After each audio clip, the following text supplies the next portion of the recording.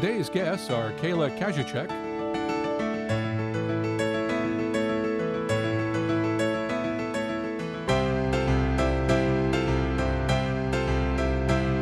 and Bob Hoekstra.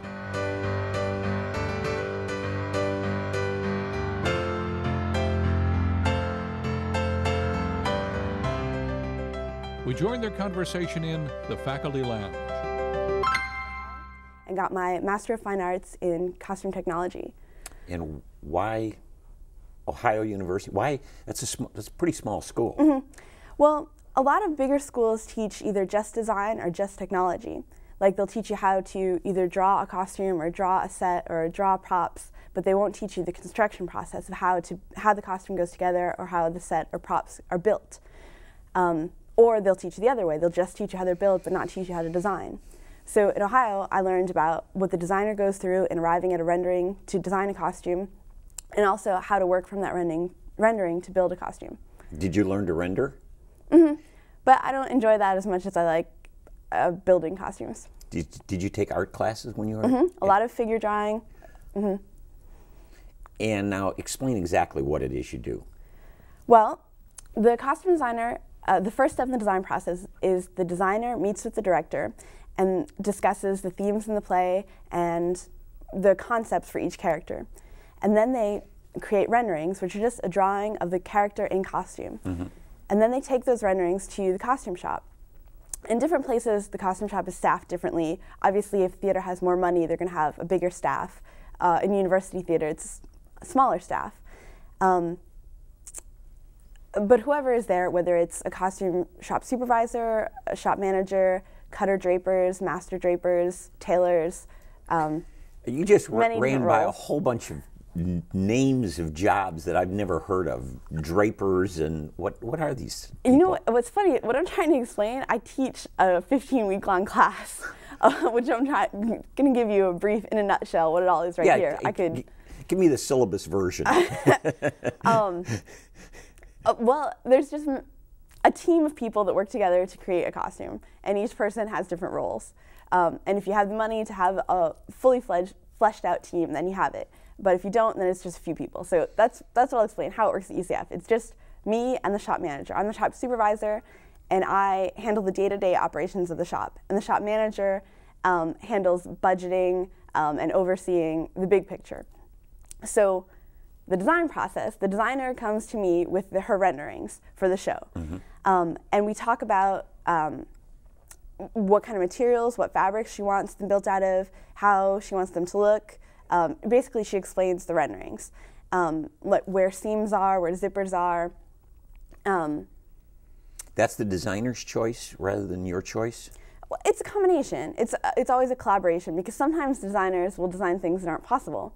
And then it's my responsibility to say, why don't we, for instance, for the next show that opens next week, Most Happy Fella, the designer wanted to put a zipper on the side front of a dress because she thought it could be hidden under trim, but it wouldn't have been hidden. It would have shown, and it would have looked strange to the audience. So I encouraged her to put the zipper on the side, that sort of thing. A lot of compromises like that are made. Sure.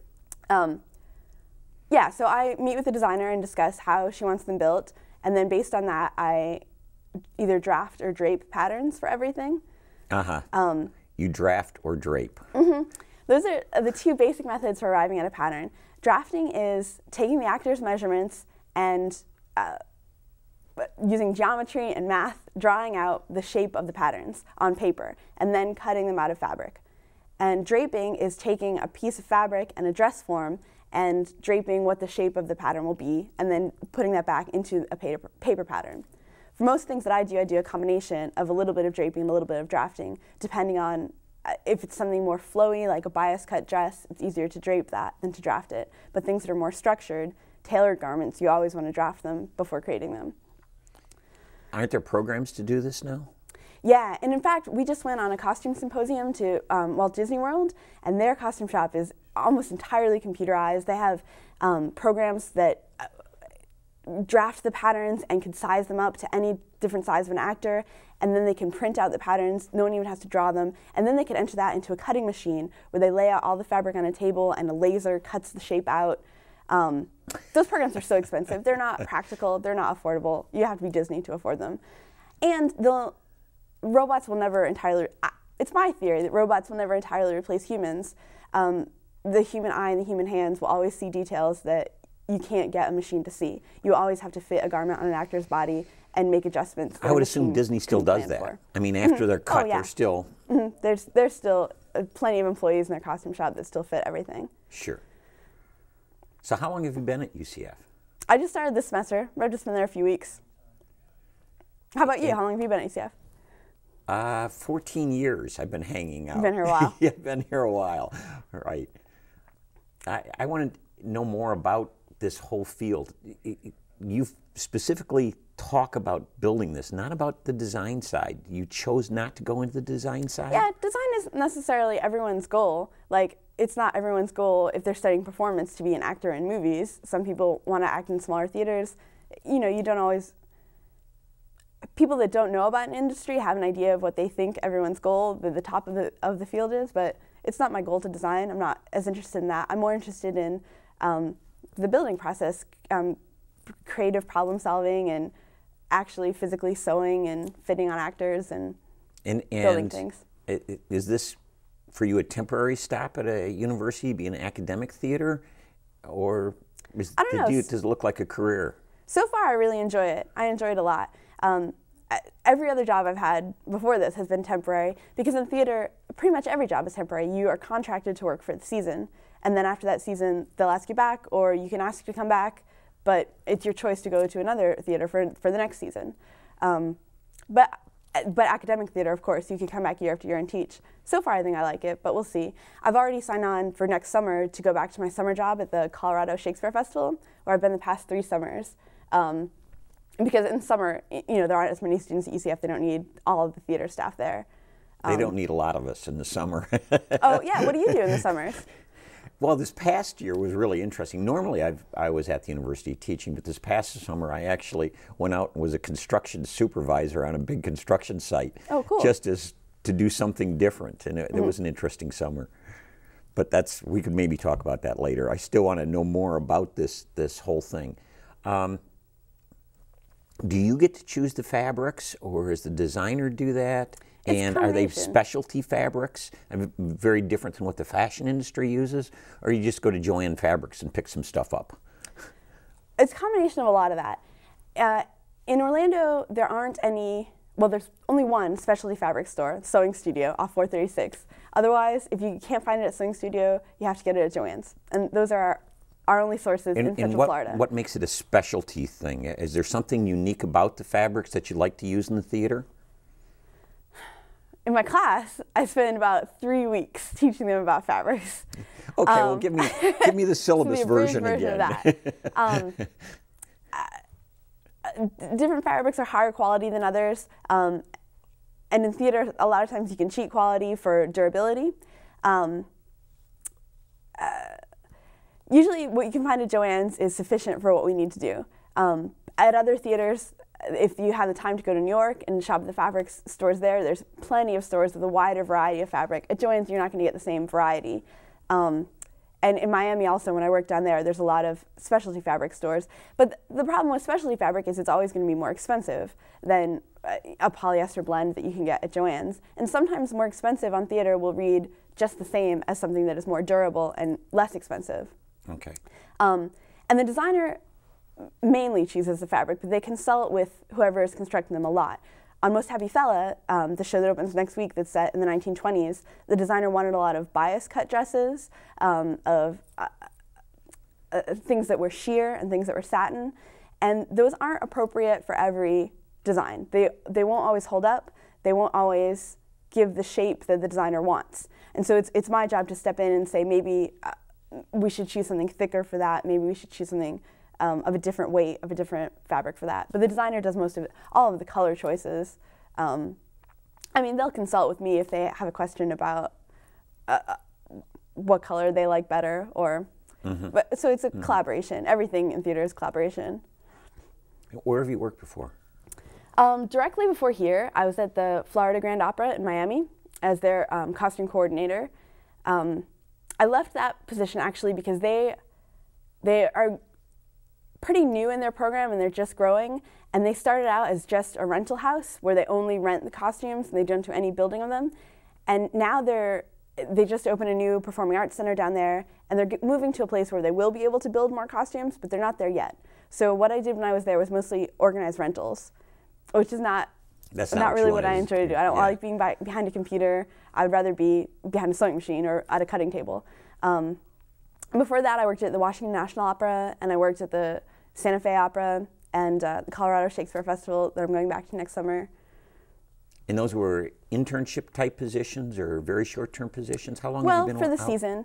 While I was going to school at UCF, I would go for the summers to Santa Fe for their summer season, because Santa Fe Opera is only open in the summers. And the Washington National Opera, I only went for a winter season. And those, I don't go to much opera. Those seem like really big shows. I mean, in terms of costuming, and it's big pageantry. It's a bigger scale. It's a bigger scale and it's a bigger budget. An opera, they have the money to spend on it, so they spend it everywhere they can. And it's really fun to work in. It's really, especially in Santa Fe, things are so detailed and so extravagant, and huge casts. The numbers of people in operas. In Florida Grand Opera, we had a production of Aida that had, I believe, 70 people in the cast with 3 or 4 changes each, so about 200 costumes. And so on these costume changes, what do you do?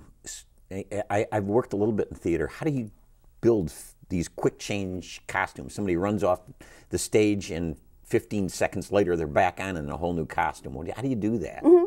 A lot of times we have to quick rig things with snaps or Velcro. Velcro is not optimal though, because it's really noisy backstage. And it doesn't always line up correctly. Snaps is always going to snap to each other. Velcro, you can have one side of your shirt up here and one down there. I do that anyway. Okay. Do you make tearaway costumes? And Sometimes, depending on how long the change is. If you have 2 minutes for a change, if you can have 2 dressers backstage with them, maybe you don't even have to rig it. A lot of designers will say that they don't want a quick rig because they can always kind of see from stage that it is quick rigged. I think with snaps on a button front shirt, you don't always see it. The show that we just closed last week, Largo de Salado, had one quick change where he changed from pajamas into a shirt and tie and a trench coat. And then he just came on in that and then went off stage. He never took the coat off. So what we did was we cut the shirt into a dickie and we cut the tie and had it Velcro on back. So he just Velcroed the dickie on and threw the trench coat on over that. So sometimes Velcro is appropriate, especially if the change is only 10 or 15 seconds. Yeah. So where do you see your career going? I mean, we talked a little bit about academia, but what would you like to do? Are there some big shows that you would dream of doing, or does Disney look good to you? The other areas? For me, right now, I'm really happy at UCF. Disney does look good to a lot of people, and I encourage a lot of my students to go to Disney too. We actually have a partnership program with Disney, and one of our graduate students in costume design is there right now, and she loves it. She's really learning a lot, and they're cutting edge of technology, and they have the money to be cutting edge, and they can do things really fantastic and over the top. So Disney is great for some people. For me, right now, I'm really enjoy UCF. I really enjoy teaching and explaining things to students so they understand them. There's no show that I particularly want to do. I'm happy doing whatever. Talk to me about a little bit about the history of theater, history of design that you've gone through. What are those courses like? And well, at UCF, I took general survey of costume history, where you study from the beginning, from Babylonia and Egypt and Rome and Greece, and all the way to 20th century. And it's interesting to see how quickly costumes change. Like, there's a unit on Babylonia, there's a unit on Rome, there's a unit on 15th century, 16th century, 17th century. And then when you get to the 20th century, styles are changing so quickly. There's a unit on 1900 to 1910, 1911 to 1920. And styles are changing so rapidly, and especially in the 20th century, clothes are going to read to see from a different period, more so than when people wore and that's interesting. But is some of it just sensitivity? I recognize costumes, clothes from the 50s, 60s. I can but because I lived through it, so I recognize it. Is that part of the reason in the Shakespeare's, did they see that kind of change, and we just kind of lump them into a 100-year class now? Maybe to a certain extent, but I think technology changes quicker and styles change quicker, and I think that you can kind of lump them into a 100-year class. That maybe they changed subtly through the years, but for a major time period, styles remained the same. Okay. And for a lot of cultural reasons, again, costume history is a year-long course to learn all of the complexities of why people change and why people wear the things that they wear.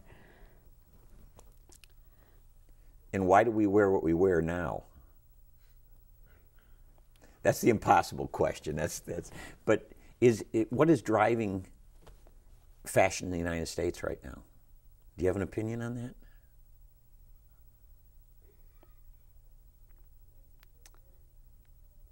No. Yeah. Sorry. You had the impossible question. I didn't mean to do that to you. I really didn't. I see some of the stuff that they put down runways and the really strange things that are going on in the whole fashion industry, and I just wonder about it. Yeah, me too. Okay. Have you ever been to any of our shows at UCF, the theater productions? I have. I have done quite a bit of theater and filmmaking in my career, and so I've been to a number of shows. I haven't gone to any this year. I haven't seen anything this year yet. So. Well, there's a lot of good ones coming up. Most Happy Fella opens next week, and that's going to be really cute. It's a musical set in the 1920s. It's a big cast, a lot of big show-stopping numbers. Is that a British show? Or is it I don't know. I know the costumes are really beautiful, and there's a lot of great musical talent in it, and there's a lot of great choreography. That's what I know. UCF just added a whole major in musical theater, didn't they? Right, and a minor in dance. So the programs have really grown a lot since I went to UCF. So they do the quality of the musicals has really increased. Definitely. What kind of theater have you done? I've been mainly on the technical side. Me too. I tried going out on the stage and was just not comfortable there. Mm-hmm. So most of it has been in lighting and sound design. Mm-hmm. So and most recently I've done quite a bit of lighting design. Mm-hmm. When you've done lighting design, do you do a light level set with costumes? Oh, I insist that the costumes come out, we get them on the stage, mm-hmm. because the color shifts that happen mm-hmm. under our lights are just, we can really mess up what the costume designer wanted. So we can get these beautiful lighting looks, and then the costumes come out and they're just awful. So mm-hmm. yeah, I do a lot of that to make sure that the costumes are going to work under the lighting design. Mm-hmm. I'm sure you've had that experience where beautiful blacks turn these really ugly browns and mm-hmm. Or a green and a blue, and you thought they were both black. Yeah, mm-hmm. yeah, because those dyes start coming out. And, mm-hmm. Yep. So you've done some theater, but what do you mostly do? Well, I'm in the industrial engineering department, and my area of research officially over there is alternative fuels and high-performance racing engines. So it has nothing to do with that other part of my career. But in my career, I started out, my bachelor's degree was English and theater. And then I ran a production company, a film production company, for almost 15 years. And then went on and got a master's in design. Where did you go to school? Cincinnati. Well, my undergraduate was Calvin, a little school in Michigan. But then I went to the University of Cincinnati and got a master's in design there. And then made that left-hand turn in my career, did all the other prerequisite stuff, and ended up in engineering, got a Ph.D. in engineering. So, okay. And I still live in both worlds. Tomorrow I'm going to go over to the engine lab, and we're building a 700 horsepower engine. And then probably tomorrow evening I'll be sitting at and doing some drawing and doing some interior design work, which I still do. So interior design, is that the same as interior decorating? Not even close. No? Not even close. And then, in fact, it's really interesting that the state of Florida is one of the toughest states, but they have really come down on the whole side of what an interior designer, if you call yourself an interior designer in Florida, you have to be licensed by the state, and in order to get a license as an interior designer in the state, you have to have passed a national certification exam. You have to have a degree, a minimum degree, a 2-year degree, but they're moving that up now to a 4-year degree in interior design. And the entire field is actually taking over the interior design of buildings. And the reason for this is to protect the safety and health of people in facilities, whether it be in a home, which isn't quite as regulated, but certainly in all public facilities.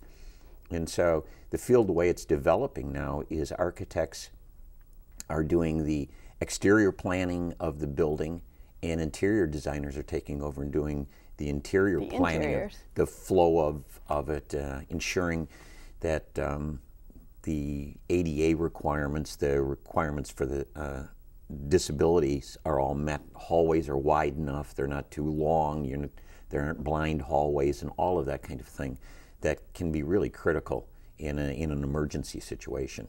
You don't think about all that. Yeah, and that really is the designer's job, to figure out how to make it flow so that people enjoy being in the space, but then also make sure that everything works in terms of the safety of the facility. Well, it's kind of similar to what I do. Like, you want the costume to look a certain way, but also you have to make sure that the actor is comfortable on stage. Yeah, I would think. Combination. So do you watch a lot of HD TV? I do. Yeah. I watch some, and I end up screaming at my TV sometimes because some of the things they're terrible. It is so awful. And they put leaves on the walls glued to them. Oh, part of the problem is that on HGTV, an awful lot of the people that are designers, purport to be designers, have had no interior design training whatsoever. Haven't gone through those regulations. They're really actors, and everybody's a designer. Everybody can design. There's a store downtown in Orlando here. The name of the store was "Everybody's a Designer." And, oh, great! And there's almost that kind of an attitude. Well, I've got good taste. I can design, and it really isn't about that. It really is about understanding the technology, the flow, all of the requirements. I mean, it really is an entire field of study in its own right. And so you also build engines? Yeah. So that's the problem, I would say. I've worked in NASCAR, so I have worked for Rusty Wallace and did design work on his engines, and I still run a master's degree program at the university where the students that come through learn how to design and build high-performance engines. They get their master's degree in it, and then go on to some of the top racing teams all over the world. And you do research in alternative fuels? That's something I'm definitely interested in, because gas is going to run out. It's not going to run out for a while. I do work in alternative fuels and alternative engine designs. And one of my frustrations is that there is so much about alternative fuels and so much misinformation out there right now. Hydrogen is simply not a viable option. Really? And won't be for a very long time. Recently, I was invited to speak at a hydrogen conference, and the title of my speech was "The Great Hydrogen Lie." Huh. Because the media, along with the politicians, want people to believe in the United States that it's just around the corner. Hydrogen's use of it in vehicles is just around the corner. And it simply isn't. We don't know how to make it efficiently. I mean, the only place basically you can get hydrogen is by either splitting a hydrocarbon apart, taking methane or an oil-based product and splitting it apart, or splitting water. And both of them require a lot of energy. And so then the immediate question is, where do we get all the energy to make hydrogen? To make the energy in the first place. And solar isn't going to work. It might as a small piece But you add up all these small pieces and we're still not anywhere close to the energy demands that we have in the United States for vehicles. So what about ethanol? Is that kind of the same thing? You don't know how it developed yet? Well, no, ethanol has a number of problems. One of them is that all of the alcohol-based products produce some very unfortunate emissions, and we don't control those emissions, and since they are not labeled and controlled, nobody talks about those emissions. But they actually produce aldehydes, and when I say that, most people go, well, so? Think back to high school biology, formaldehyde. Okay. Really nasty stuff. It's a level 1 carcinogen. And so